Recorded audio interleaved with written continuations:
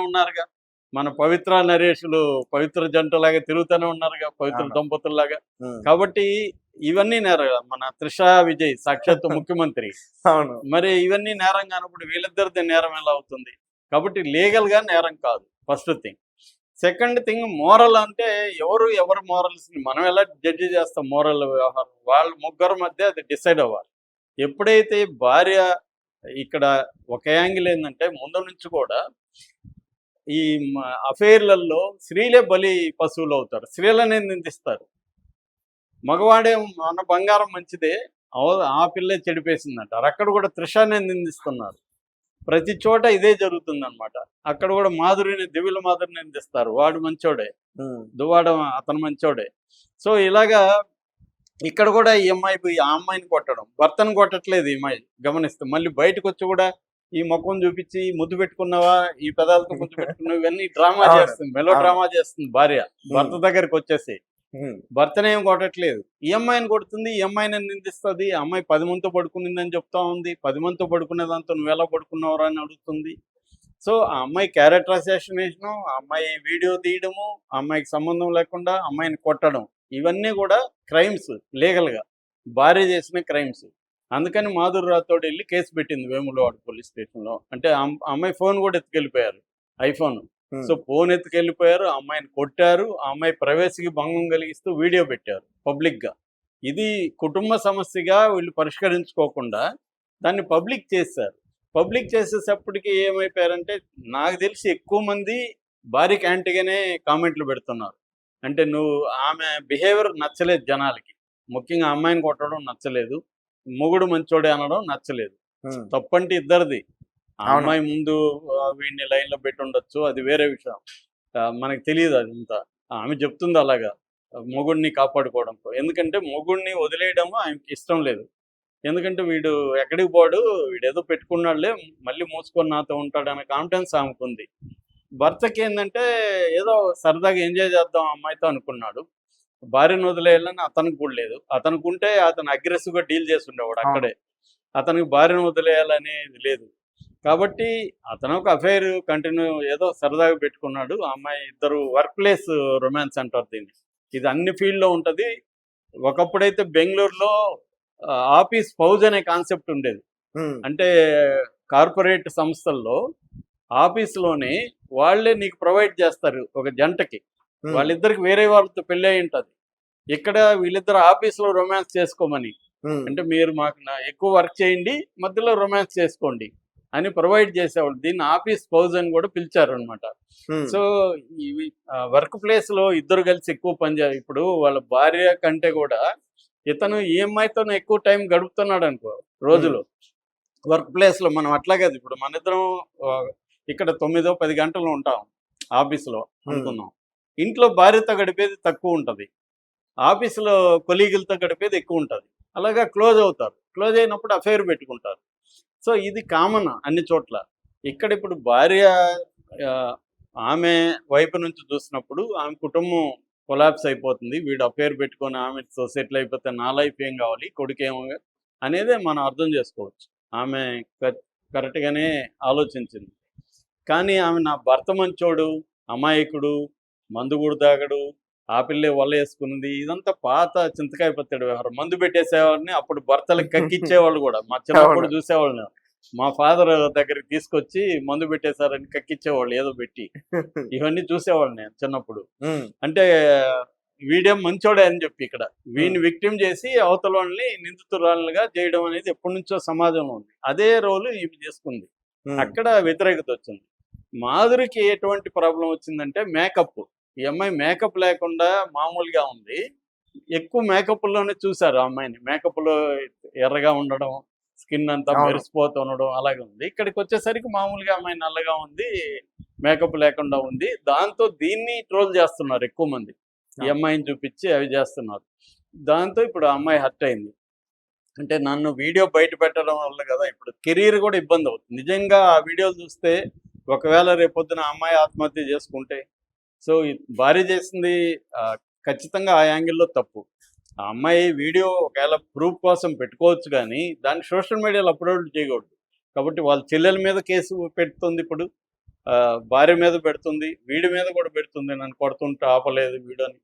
So కాబట్టి ఇవన్నీ పోలీసులు నమోదు చేసుకుంటారు. భార్య పెట్టిన కేసు కంటే మాధురి పెట్టిన కేసే ఇంపార్టెంట్ ఇక్కడ లీగల్ పాయింట్ ఆఫ్ వ్యూలో. భార్య పెట్టిన కేసులో పసలేదు, వాళ్ళిద్దరు అఫైర్ పెట్టుకున్నారు. ఆమె ఏమన్నా ఆల్రెడీ వెళ్ళారు పెట్టడానికి, పోలీసులు వెనక్కి పంపించారు వాళ్ళు. అదే వాళ్ళ కేసు తీసుకోరు పోలీసులు, లీగల్ గా పోలీసులు కేసు తీసుకోవడానికి ఏమి లేదు. అదేమి బ్రోతలు కాదు, వాళ్ళిద్దరు కాన్సెంట్ ఉంది. ఈమెమో వాడిని రేపు చేయలేదు, మాధురి రాథోడ్ వెళ్ళి ఈశ్వర సాయిని ఏమి రేపు చేయలేదు. కాబట్టి క్లియర్ గా భార్యకి లీగల్ లో లేదు. భార్య మాత్రం ఇప్పుడు బుక్ అవుతుంది ఖచ్చితంగా. ఎందుకంటే బాధితురాలు ఇక్కడ ఎక్కువగా బాధితురాలు ఈ అమ్మాయి రాథోడే, మాధురి రాథోడ్. అమ్మాయి కెరీర్, వాళ్ళ ఇంట్లో 6 మంది ఆడపిల్లలు, ఈ అమ్మాయి కష్టపడి పైకి వచ్చింది. ఇప్పుడు ఆ అమ్మాయికి కెరీర్ ప్రాబ్లము, బహిరంగంగా అవమానం. ఎవడిక్కడ నీతిమంతుడు? ఇప్పుడు వీళ్ళ మీద జడ్జి చేసేవాళ్ళు బోల్డ్ మంది, అదే అమ్మాయి కోసం తహతహలాడిన వాళ్ళు బోల్డ్ మంది ఉంటారు. అమ్మాయి ఒప్పుకుంటే అఫైర్లు పెట్టుకోవడానికి ముందుకు వచ్చేవాళ్ళు 99% ఉంటారు ఈ మగవాళ్ళల్లో, వీళ్ళు కామెంట్లు పెట్టేవాళ్ళు. ఎందుకంటే అంతకుముందంతా మాధురి మేడం మీరు భలే ఉన్నారు, అందంగా ఉన్నారు, బ్యూటిఫుల్గా ఉన్నారు అని ఆ వీడియోలో మాధురి పేజీలో చూస్తే 99% జొలుగర్చుతూ పెడుతున్న మగవాళ్ళే ఉన్నారు అక్కడ. కాబట్టి ఇప్పుడు ఏంటంటే వాళ్ళకి ఇది ఒక సరదాగా ఉంది. నేను ఇప్పుడు నన్ను మోసం చేసింది మేకప్తో అని ఒకటి, ఇన్ని రోజులు నన్ను మోసం చేసింది అసలు స్వరూప్ మీద అని హర్ట్ అవుతారు కదా వీళ్ళు. ఐ హర్ట్ అన్నట్టుగా కొంతమంది ఏమో భార్య తప్పు, నీ మొగుడిని నువ్వు కంట్రోల్ చేసుకోకుండా అమ్మాయిని నిందిస్తావేంటి అన్న వైపు కూడా ఉన్నారు. కాబట్టి మనం మోరల్ జడ్జిమెంట్లకి మనం వెళ్ళకూడదు. లీగల్ పొజిషన్ అయితే మాత్రం మాధురి రాథోడ్ వైపే కేసు ఉంది. అట్లాగే ఈ మీద ట్రోల్స్ చేసే వాళ్ళ మీద కూడా కేసు పెట్టిందామా. సో ఎవరు ఎక్కువ చేస్తున్నారు, ఎందుకంటే మీమ్స్ అవన్నీ చేస్తున్నారు చాలామంది, వాళ్ళ సోషల్ మీడియా అకౌంట్స్ మీద కూడా ఈమె పెట్టింది. సో ఇప్పుడు వాళ్ళు సైబర్ సెల్కి కూడా దీన్ని పెడతారు. సైబర్ సెల్ వాళ్ళు ఆ ట్రోల్స్ అంతా తొలగించే అవకాశం ఉంది. అలాగే వీళ్ళ మీద కేసు కూడా పెడతారు. కాకపోతే ఇది అరెస్టుల వరకు వెళ్ళదు. ఈ విషయాల గురించి మాట్లాడుకున్నాం. సో బేసిక్గా ఏంటంటే మాధురి రాథోడ్ అనే అమ్మాయి, వాళ్ళ ఫ్యామిలీలో 6 మంది ఆడపిల్లలు, సో కష్టపడి చదివించారు. ఆ అమ్మాయి చిన్నప్పటి నుంచి కూడా డ్యాన్స్ అంటే ఇష్టం ఉంది, బట్ డ్యాన్స్ నేర్పించే అంత పరిస్థితి ఇంట్లో లేదు. దాంతో టీవీలో చూసుకుంటూ అమ్మాయి సెల్ఫ్గా నేర్చుకుంటుంది. అలాగా ఫోక్ ఈ మధ్యకాలంలో యూట్యూబ్లు ఛానల్ ఇవన్నీ వచ్చినాక, ఇన్స్టాలు యూట్యూబ్లు వచ్చినాక తెలంగాణలో ఫోక్ సాంగ్స్ని వీడియో షూట్ చేసి పెట్టడం అనేది కల్చర్ బాగా పెరిగింది. సో అలాగా ఈ అమ్మాయి మెల్లగా దాంట్లోకి ఎంటర్ అయింది. అక్కడి నుంచి అమ్మాయి బాగా పాపులర్ అయింది. ఈ అబ్బాయి కూడా ఒక ఫోక్ డాన్సరే, ఎవరు ఈశ్వర సాయి. అలాగే వీళ్ళిద్దరు కాంబినేషన్ లో బాసింగ బలాలు, రాత్రి ప్రమీల. బాసింగ బలాల్లో వీళ్ళిద్దరు కాంబినేషన్, వీళ్ళిద్దరిది కాదా? వీళ్ళిద్దరిది బాసింగ బలాలు. బాసింగ బలాలు మాధురి రాథోడ్ సార్, సోనీ అని వేరే. ఓకే. సో ఈ అబ్బాయి దాంతో పాపులర్ అయ్యాడు. వీళ్ళిద్దరు రాత్రి ప్రమీల తర్వాత ఇంకొన్ని పాటలు వచ్చాయి. దాదాపు 3-4 చేసినట్టు ఉన్నారు ఇద్దరు కలిసి. సో అయితే ఈ అమ్మాయి మిగతా కో ఆర్టిస్టులు అందరితో కూడా సరదాగానే ఉండేది. ఒకప్పుడు ఈ అమ్మాయి వేరే వాళ్ళ లవ్ చేసి బ్రేకప్ కూడా అయింది. ఆ అమ్మాయి కూడా చెప్పుకుంది, నేను చదువుకునేటప్పుడు ఒక అబ్బాయిని లవ్ చేశాను, బ్రేకప్ అయిపోయిందని. సో ఈ నేపథ్యంలో వీళ్ళిద్దరి మధ్య అఫైర్ అనేది స్టార్ట్ అయింది. ఎవరు ఇనిషియేట్ తీసుకున్నారు అనేది మనకు తెలియదు. సో ఈ నేపథ్యంలో 19వ తేదీ వేములవాడలో ఒక ప్రైవేట్ హోటల్లో వీళ్ళిద్దరూ కలిసినప్పుడు ఈ అమ్మాయికి దీన్ని ఆల్రెడీ ఈ అమ్మాయికి తెలిసిపోయింది.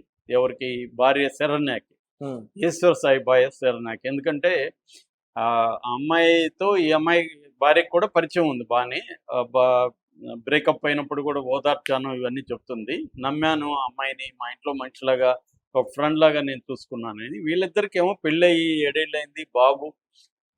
భర్త ఎలాంటి వాడంటే అతను చాలా ఇంటర్వ్యూలో చెప్పాడు, నా భార్య నా బెస్ట్ ఫ్రెండ్, నా భార్యకి చెప్పకుండా ఏది నేను దాచలేదు, నా భార్య అంటే నాకు పిచ్చ ప్రేమ, ఎప్పుడు ఫోన్లు చేస్తూనే ఉంటాను నా భార్యకి అని అతను చాలాసార్లు ఇంటర్వ్యూలో కూడా ఈశ్వర సాయి చెప్పుకున్నాడు. అంటే వాళ్ళిద్దరి మధ్య చాలా మంచి అనుబంధం ఉంది. పెళ్ళయి 7 ఏళ్ళు అయింది. ఇప్పుడు అతను దగ్గరగా ఉన్న అమ్మాయితో లవ్లో పడ్డాడు, అఫైర్ మొదలైంది వాళ్ళిద్దరి మధ్య. సో ఇది మెసేజ్లు వాట్సాప్లో ఈ అమ్మాయికి తెలిసిపోయింది, భార్యకి తెలిసిపోయి ఆ అమ్మాయి హర్ట్ అయింది. సరే వీళ్ళిద్దరిని రెడ్ హ్యాండెడ్కి పట్టుకోవాలి, మన దగ్గర ఆధారాలు లేవు కాబట్టి రెడ్ హ్యాండెడ్కి పట్టుకొని పబ్లిక్ చేస్తే ఇంక వీళ్ళిద్దరు కలవలేకుండా అయిపోవాలి అన్న ఒక ప్లాన్ ఏదో ఈ అమ్మాయి వేసింది. వేసి వీళ్ళ సిస్టర్ని ఇంకొంతమందిని పట్టుకొని వెళ్ళి ఆ హోటల్ మీదకి వెళ్ళింది. మరి తలుపు ఎవరు తీశారు ఏంటి అవన్నీ తెలియదు. ఇతనేమో వెళ్ళిన టైంకి ఇతను బాత్రూంలో ఉన్నాడు, ఆ అమ్మాయి బెడ్లో కూర్చుంది. ఆ అమ్మాయి ముఖం చూస్తే షాక్ అయింది. ఆ అమ్మాయి ఎక్స్పెక్ట్ చేయలేదు, షాక్కి గురైపోయింది, అలాగే ఉండిపోయింది.